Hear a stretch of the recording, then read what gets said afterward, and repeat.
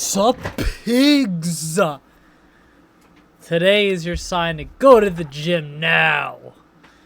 My eyes are really red because I did a bunch of drugs, guys. No, I'm just kidding. I'm just so tired. Guys, I have a special announcement. When I first started everything, I was a poet.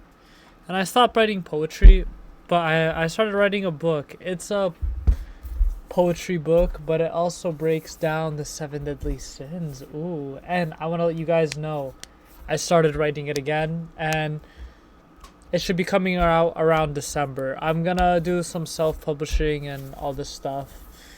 It's gonna take me a little bit, but in the meantime, while I'm working on that, I'm gonna work on my videos, obviously. But yeah, that was just a little introduction. Just if you guys are like reading and you like what I say and you want it in a physical book, but also some like poetry, like, you know. But today's topic is gluttony, the psychology of gluttony. Now, I came to this realization: if you're always consuming, it means you're never creating enough.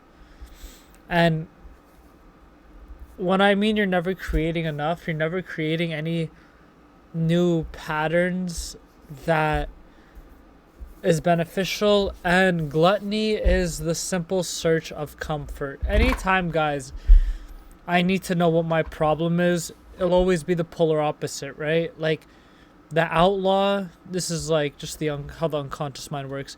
If you're an outlaw and you're always doing fucked up shit, robbing, stealing, it's the polar opposite, right? It means you're in search of restoration. You're in search of law and order. The woman and the man who always sleeps around is looking for love. The person who is always worried is looking for peace. The person who is always hungry is looking to be full. It's always a polar opposite. And you need to learn how to go after it. Now,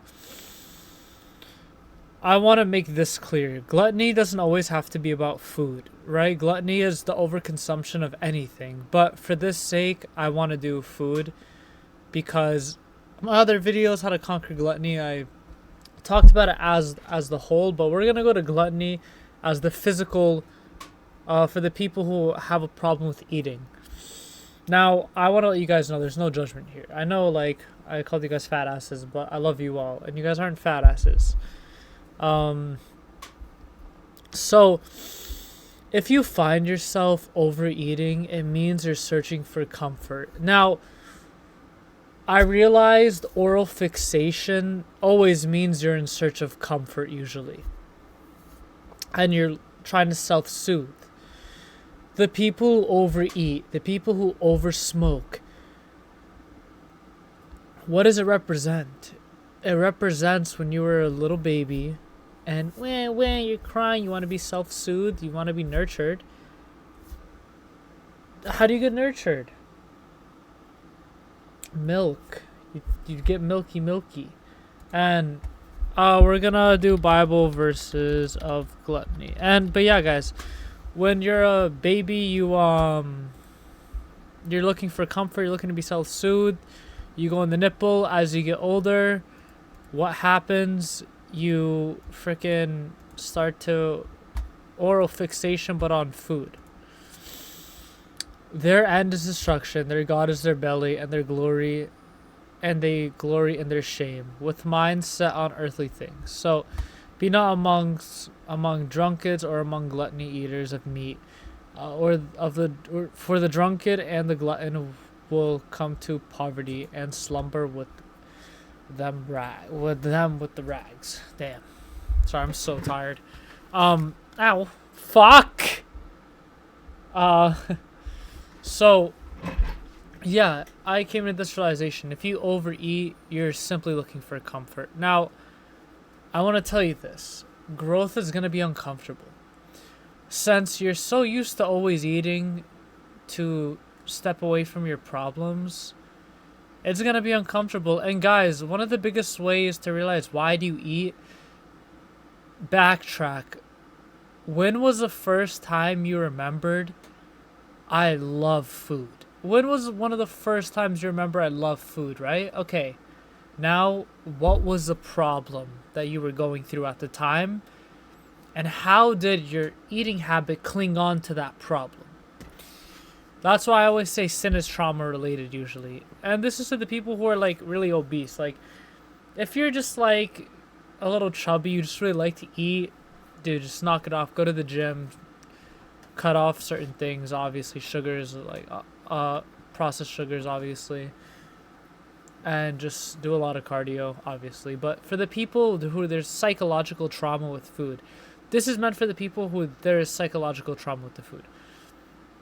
When was the first time you remember, I love this? And how do I know this, guys? I went through it. The first time I remembered, this is awesome, it is when I was a teenager and my parents like got a divorce, and I was always spending time with my dad, and me and my dad bonded over food. That was, as I got older, it became different. We actually bonded over because just different things, just naturally. But when I was younger, it was we bonded over food. When my mom and dad were going through a divorce, my dad would pick me up. We'd get Wendy's, and I'd get ramen noodles. He'd make me ramen noodles, so I'm eating Wendy's ramen noodles. Dude, I got big. I'm 150 now, and I'm 20. Dude, I was 14, 13. I was 185 pounds. You might think that's not that bad, dude. I was shorter than how I am now. I was really short, and I was getting pretty chubby. But so for me, it was, I clung on to the comfort. When I was with my dad, the food became comfort. There was an unstable household, and the main provider, the father figure, the masculine, who's supposed to say no, don't do this, to the guiding, right? He's supposed to lead me to the right things. Not that he led me intentionally into the wrong place, not at all. My dad would never do that to me, but it was his only way of showing me comfort because it was generational. Now, guys, I'm gonna get into this. Generational obesity, dude, it's real. And what I mean by that is, if you grew up, your whole family, your father and your mom, especially for foreigners, their way of showing love is food, dude. You can't associate your love with food. You know what I mean? And if you're foreign, you probably resonate with that. Growing up, food was a way of love. And then as you get older, when you lack love, you cling on. The food becomes the love, right? It's like when you're addicted to porn. It's because you're love starved. You know what I mean? It's because you're love starved. And you look at this porn and you say, yes, this porn is love. The porn isn't love, but you clinged on to the porn because of your trauma. And same thing with food. You cling on to the food because of your trauma. Now you have to understand, when you let go of, the reason why people don't let go of certain foods, it's not because they love the food. Yeah, chicken wings is awesome. Yeah, Oreos is so good. But dude, when you let go of the food, you're letting go of who you used to be, and you're letting go of cherishable memories, who you used to be. For me, it was so hard because I was like, well, if I let this go, does that mean me and my dad are not going to be able to bond over this anymore? I'm letting go of the child, the kid in me that used to love to eat.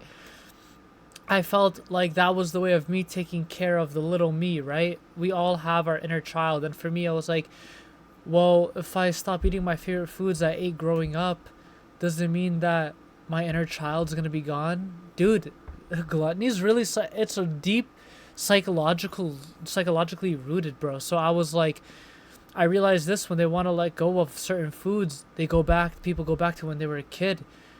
And it's like, well, I need to heal my inner child. Maybe you didn't get to eat enough snacks or what you wanted to when you were a kid, so now you overeat it now, and you feel like if you let that go, these are just examples, and you're gonna let go of your inner child. But no, dude, you have to remember, if you really want to heal your inner child, you have to do what is going to make you physically healthy, because your inner child wants nothing more than to run, to play, to be healthy, to be out there, to be talkative. Your inner child doesn't want to be suffocated with food. And so, guys, if you have to let go of certain memories because of the food, it doesn't mean all those memories are going to be gone. No, you could still integrate the good memories, but it just means letting go of what you used to be, what used to bring you comfort, dude. And it's going to maybe even mean limiting your hangouts with certain people. If you only hang out with certain people and you only eat really bad and you only build your relationships upon negative, then, dude, you have to cut them off.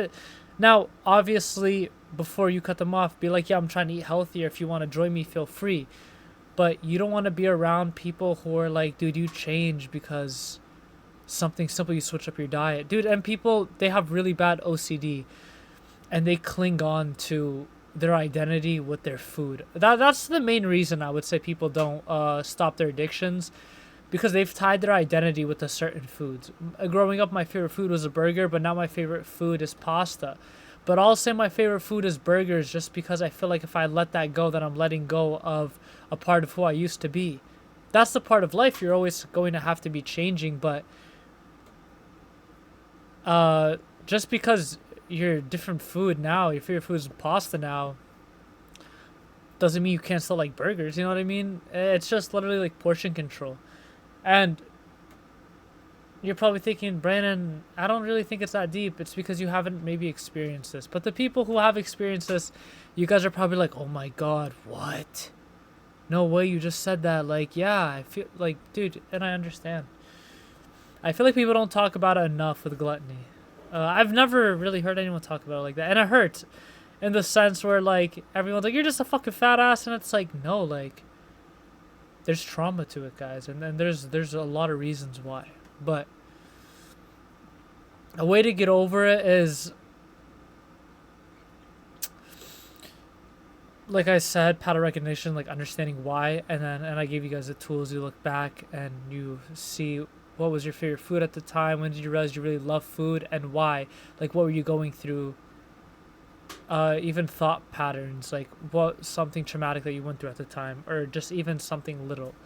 Maybe I was thinking, I didn't like the clothes I was wearing, and at the time you're eating a lot, and you know what I mean? Just like, but one of the best ways is portion control, right? So if you're addicted to burgers, and you're like, dude, like, I love burgers. Eat nothing all day, eat one burger a day. This is what I did. Like, you eat one of the things a day, in the sense where you're not eating everything. You're like, okay, I'm gonna fast all day and then I'll end the meal off with a burger with some fruits, veggies. Don't just eat only a burger. And it can't be a burger from Burger King. It has to be a homemade burger with better oils. And learn to fast, and then snack on fruits when you eat it. Don't only eat the burger. Don't only eat the oil. Like, you know what I mean? That's what I did.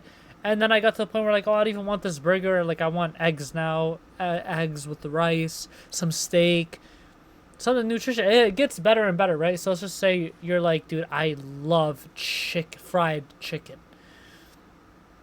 All day you do it. Like, maybe you just eat fruits throughout the day, and then you end your fruit fasting or whatever the case may be, or eating healthy. If you could eat healthy throughout the day, then end it off with some chicken, not fried chicken, grilled chicken. So you see how you can still enjoy it, but polar opposites, right? Now, I'm not telling you have to fast, but I'm telling you to fast also too, because it's, as a Christian, it's good to do it. But if you're like, I don't want to fast, it's fine. Just, if you love cereal, instead of eating cereal, do a little granola and milk. You see, there's always a way, like, different things. But yeah, guys, polar opposites, remember. I love fried chicken, grilled chicken. I love cereal, granola. But yeah, guys, I hope this helped you guys. And like I said, dude, get ready for the book. It's gonna be awesome. And I'll see you in the next one.